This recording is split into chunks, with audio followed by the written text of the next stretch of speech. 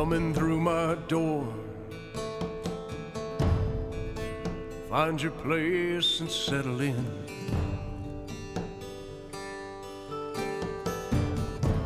The relatives are coming soon.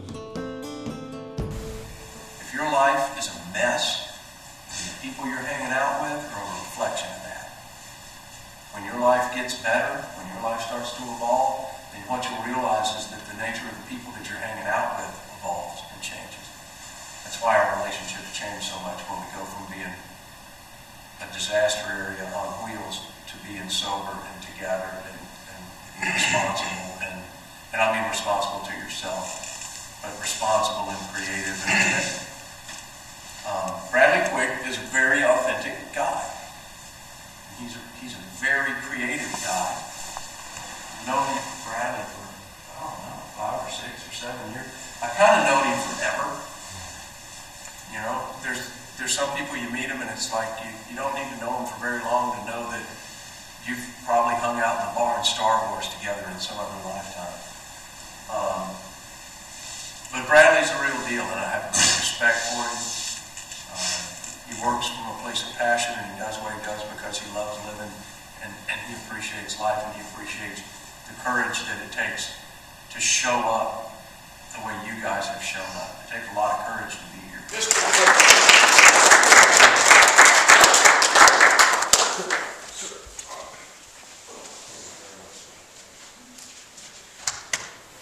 Keep doing what you're doing, you'll keep getting what you get. If you want something different, you got to do something different.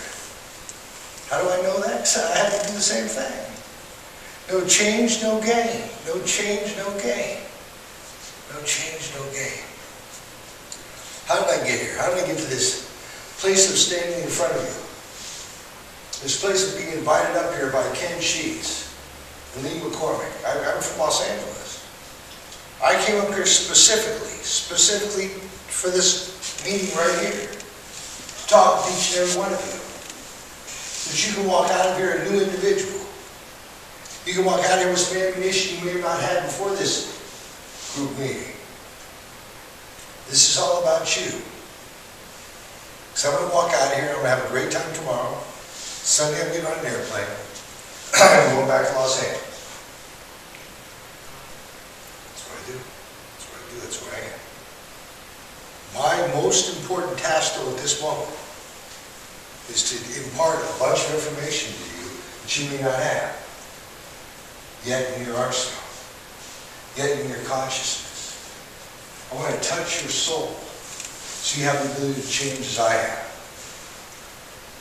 Where do I come from? Where do I get this stuff? Well, by the time I was 8 years old, 4 of my brothers and my only sister died of cystic fibrosis. When I was 9, I had a bicycle accident.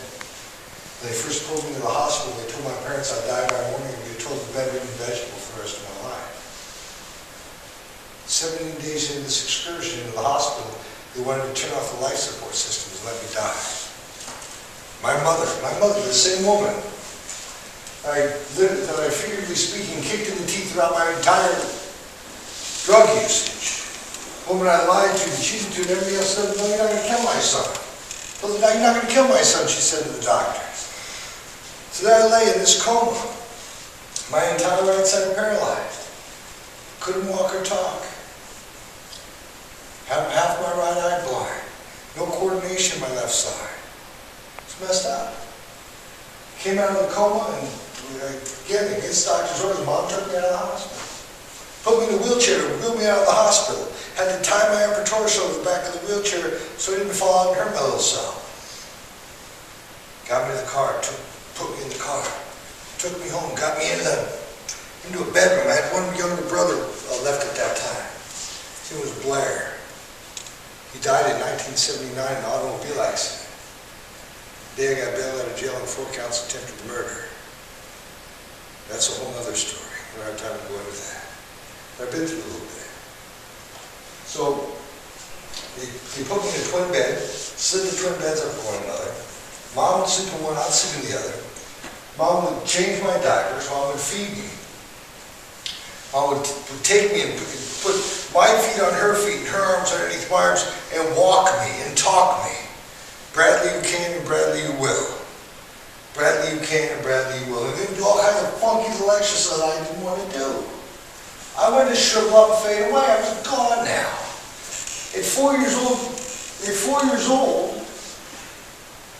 I started first grade. This is where it came from. 4 years old, I started first grade in private school. 5 years old, I spoke 3 languages. You understand? Then I became a little baseball player, a really cool little football player. Now I'm a battered vegetable. And they're feeding me some drug called Dilantin at this point, an anticonvulsatory. So already I'm getting into my mind where I can take something from the outside and fix my inside.